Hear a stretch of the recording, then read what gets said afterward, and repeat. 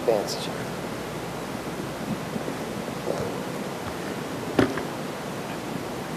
And I'll have the lights down also. When we were brought in, I was on vacation actually when we were contacted by Anna to see if we were interested in bidding on this project with them. And I was sent a photograph which was just basically the entrance to the Orange Show, which only showed a tile mosaic and a white wall. And I was like, sure, I think we could do this. It's not a problem. But when I showed up on site, it was something much more than I had ever imagined. It brought me back to Arkansas when I was brought into some barn and it was just filled with junk, and I was told that that's a cotton gin and you need to conserve it and put it back together. But I think this one's a more interesting project than the cotton gin was. But essentially, we were brought in, meaning Patrick Sparks as a structural engineer and Conservation Solutions as the materials conservator and art conservator, to perform a conditions assessment of the site and do documentation, which Grace had done, which was the history, the past conservation, and some of the earlier preservation efforts, and then to develop an ongoing maintenance program and conservation practices, and basically analyze the structural stability of the artifact. In addition to that, we were also tasked to provide budgetary cost estimates for this work and to deal with any potential life safety issues and make other recommendations. And ultimately, the goal is that this was the first step in an overall larger project, which will include the creation of a conservation master plan. It's a much larger project than just taking an object and trying to stabilize it. It's going to require funding. It's going to require a lot of documentation, research, and other things. I'm going to present Patrick's portion of the talk since he's not here, and it's going to be a very cursory sort of overview of some of the structural conditions. And Frank did an excellent job on presenting some of the issues at Watts Tower, which are very similar to the issues that we have here, which is degrading concrete, corroding rebar, lack of continuity in all of the embedded iron, which prevents the use of cathodic protection, some of the more traditional ways of dealing with concrete and so forth. So thank you, Frank, for covering that. Basically, Patrick chose to divide things into different categories of masonry walls and walkways. Some of these covered areas that Grace had pointed out that all have embedded iron and steel in them. The steel framed canopies that are on top of the structure, you see flags floating off of those and where the wagon wheels are mounted and so forth. There's a network of steel stairs. Many of them have ceramic tiles embedded in them. There are a whole host of issues specifically associated with those. And then the concrete that was poured directly on the soil, which it is a high clay content soil, which expands tremendously when it gets wet and shrinks. So there's a great deal of movement going on underneath the structure itself. And as Patrick had identified, the two major things that are affecting the artifact is the soil-induced foundation movement and corrosion of iron and steel elements in the structure. As we were saying, the problem with the site is, the main thing is drainage.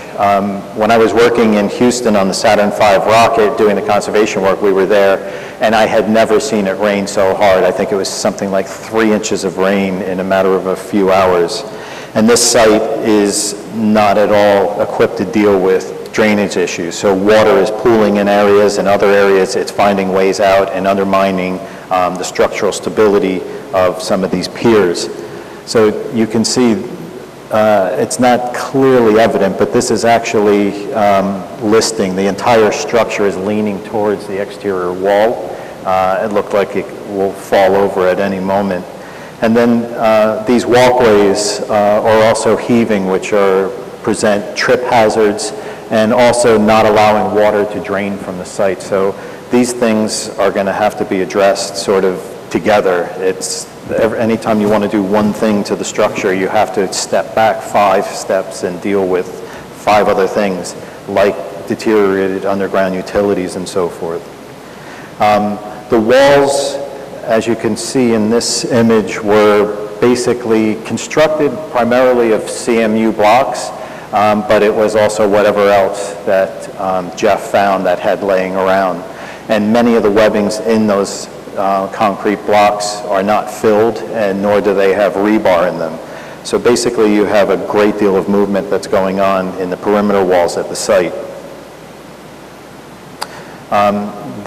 As I said earlier, the soils are made predominantly of clay.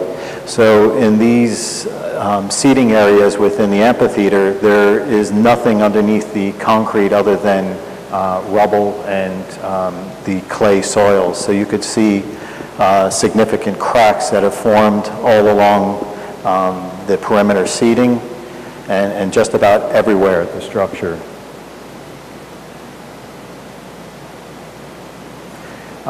And then, as we said earlier, the issue with embedded iron has posed a major concern. This is just a chimney flue liner that he used as a formwork as a bench support, but all of the iron inside of it has corroded, is jacking and bursting this area apart. And this is kind of consistent throughout the structure where you have corroding iron that's been embedded. And as a result of this, this is looking up at the ceiling, but this extensive network of steel had to be installed to help support the structure. And over time, the steel went from being painted black to being painted orange. And when I was at the site, I had no idea that these were alterations that were done after the fact. So some of these things now are becoming part of the artifact itself. And then, as Grace pointed out, here is some of the deteriorating timbers that line there's a wall behind this. So this is going to be a challenge on how to stabilize some of these perimeter walls and dealing with earlier conservation efforts, very similar to Watts Towers. So we're going back and dealing with previous treatments, deciding what can be retained, what needs to be changed and modified. From a materials conservation standpoint, instead of just running through a list of conditions and so forth, I looked at things from what makes the orange show work.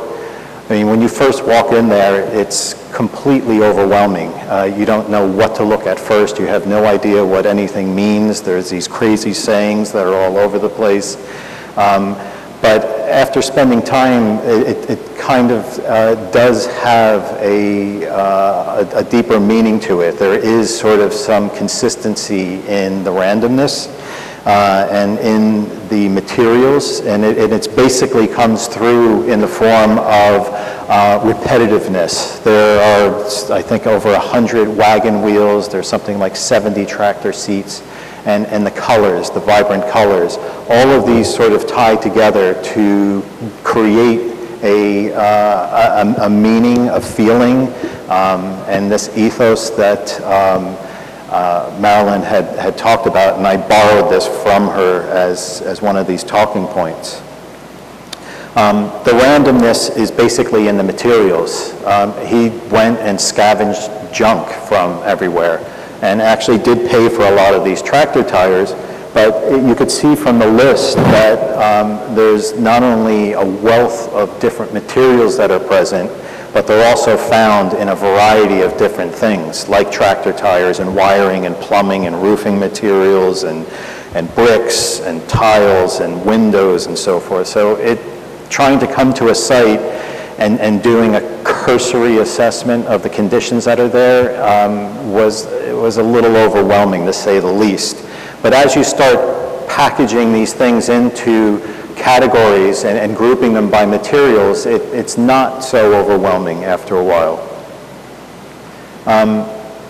I think the thing that is so endearing to all of these environmental pieces is the primitiveness. It's what makes them unique. I think it's what gives them their charm. and kind of reminds me of when I moved out to New Mexico. I came from the East Coast, and I couldn't understand why the Mexican guys that were working on the house, nobody had a square or a level or anything that they were using in the house, and it just drove me crazy. But I saw the things that they did, and then there were certain things that I started working on and using anal retentive techniques from the East Coast, and things look completely out of context. They lacked the charm, they lacked all of that beauty that makes things look unique and charming and primitive. So I think that's the key to a lot of these things, is that the artists themselves have, I don't know if it's intentionally, but there is sort of a lack of anal retentiveness in all of this in some way. With that said, there are things that were done very precisely, and this was something that came through with Marilyn. When I was there, I saw a lot of the painting that has been done has overrun onto other surfaces, and you can see that there's paint on the tile work, and there's variations in colors on individual wheels and so forth, and it didn't seem to fit the overall theme of the artifact. So in talking to Marilyn, she said, no, in no way, Jeff would never have stood for something like that. Actually, you know, he painted within the lines, his grout lines were very tight, his mortar joints were tight. So it was these little things that I started to notice that were starting to become evident in one of the problems of interpreting the site. Here is an example of an umbrella that sits outside that Jeff had used and became damaged over time. There were some repairs that were done here fairly crudely, but more importantly, you could see the repainting where there's overspray onto the white in these areas. There's paint smears over in these areas and so forth.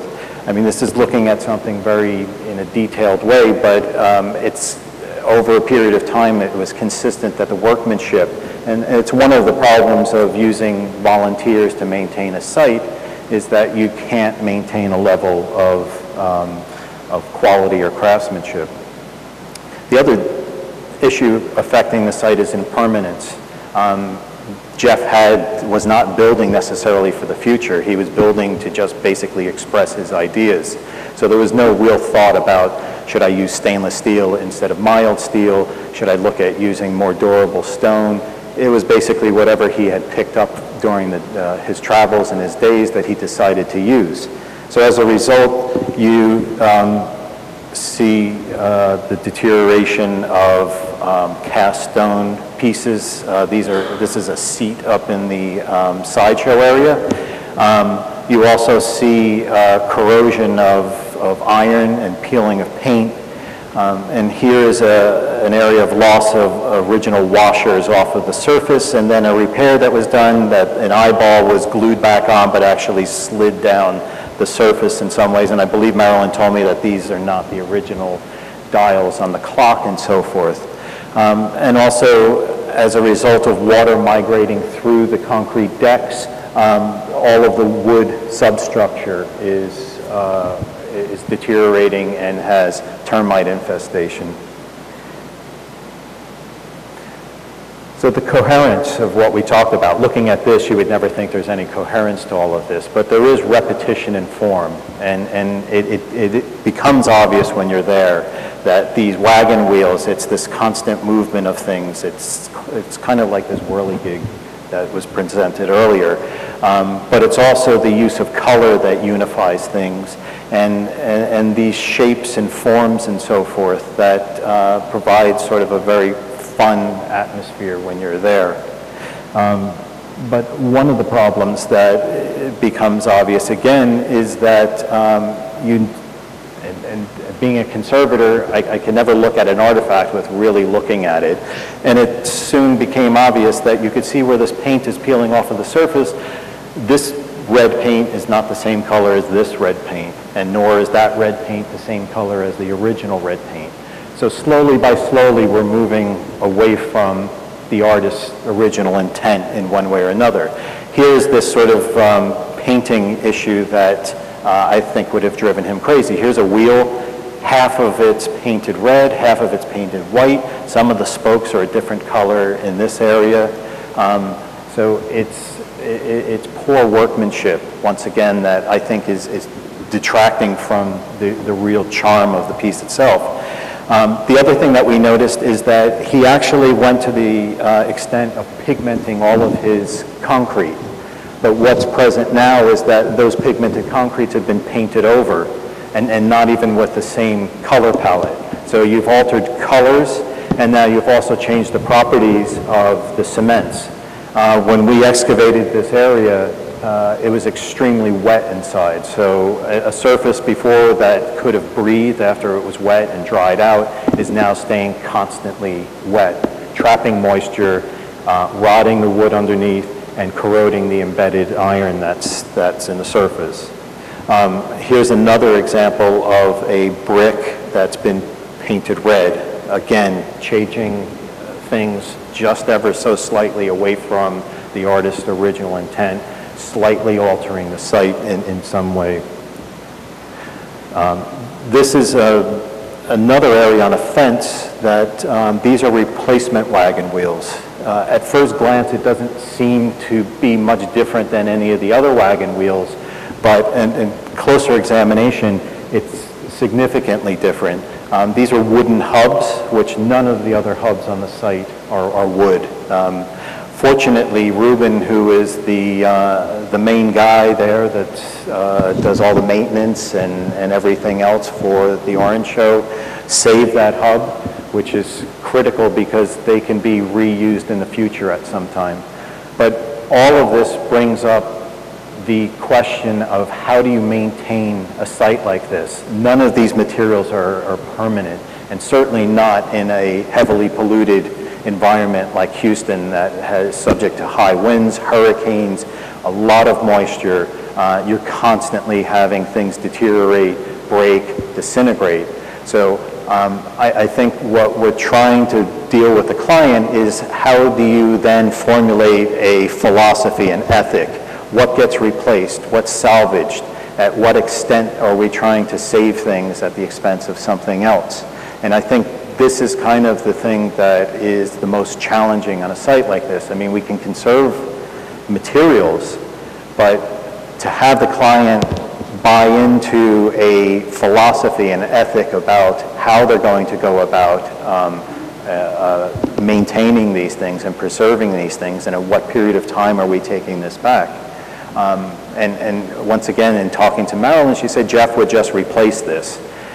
Artists are always changing and replacing their own things. I think now, as a steward, we have a responsibility to choose a certain period of time and decide the most ethical way of preserving the ethos or the artist's intent. And this leads to, I think, this last point that we had just talked about, that you know, as individual parts and altering these different parts and going to Home Depot to replace tiles that were unique in some way, slowly by slowly, we're taking the piece away from the artist's intent. I think the goal of this treatment with the Orange Show is going to be bringing it back into the realm and keeping it consistent with what Jeff's ethos was, what his vision was for it, and what his artistic intent was and what he was trying to communicate. The next step in the process is dealing with some of these life safety issues. Some of these walls are on the verge of collapsing. Some of them are overhead from people. There's trip hazards. There's electrical issues. There's a lot of things that have to be dealt with in the very immediate future. The other thing is the digitization of the documentation that exists there. Much of this stuff is still just in paper form. It is not being stored in a fireproof facility or climate controlled in any way. So the next step is to try to get a handle on the documentation, digitize it, make it available. and then establishing some guidelines. The maintenance, although somewhat misguided, is effective. It's prevented a lot of the metals from corroding. It's kept water out of other structures and so forth. But I think with just some direction and guidance, they can continue on with that until the master plan is developed, a clear sort of philosophy towards things are established, and then it could be taken and maintained at that point. And then the development of the master plan itself, which would include laser scanning, a detailed paint analysis of documenting the colors and the schemes, surveys of the sites, and actually development of treatment plans, and actually performing mock-ups that then can be used as benchmarks going forward for the restoration of the project. Thank you.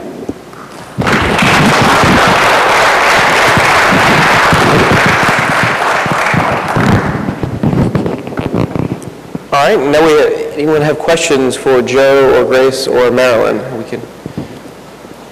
I actually have one question for Joe.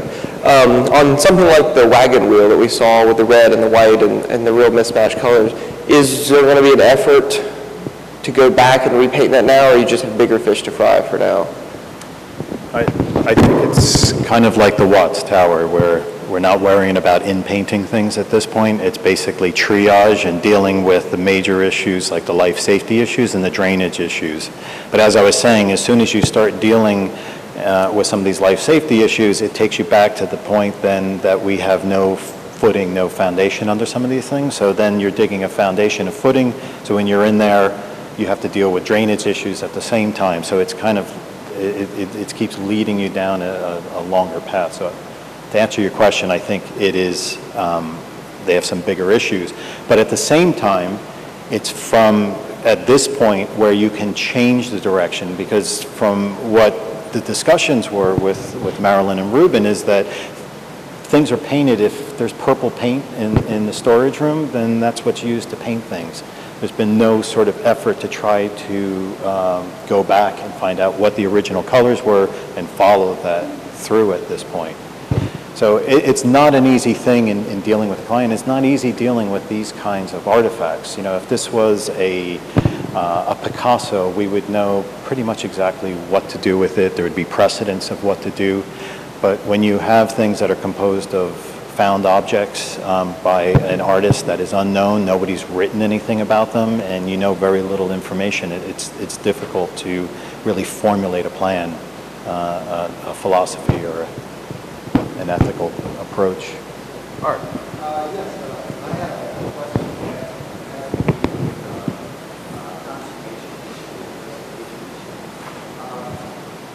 A lot of these artists, they actually do their own restoration. They continually, or changes, they continually make changes until they die. And you can't always predict, how they would have behaved if they were still living today. So when they're not making their own changes, they may not always consistently stick to their original quality. And they might just be what's in the room, like you say. So to what extent is that attitude correct, conservative mindset? Is the idea that the work as it existed at the moment of the artist that is available? We were just having that conversation prior to this, because I mean, artists do it all the time, and well-known artists of outdoor sculpture. You know, Oldenburg, no one ever wanted to send their sculptures back to him for repairs because he would change it so dramatically. But this was a discussion that we were having outside, is that we need to choose a specific period of time of when to go back. And it so happens that his death coincides with the majority of the documentation that's available in order to bring it back to a certain period. I mean, we can do physical paint analysis and so forth, but you're right. It may have been blue and then he changed it to orange at some point prior to dying, but if we're looking at a paint analysis, we're digging down, saying, okay, here's the earliest color, not to mention that it had a color on its own prior to him acquiring it. But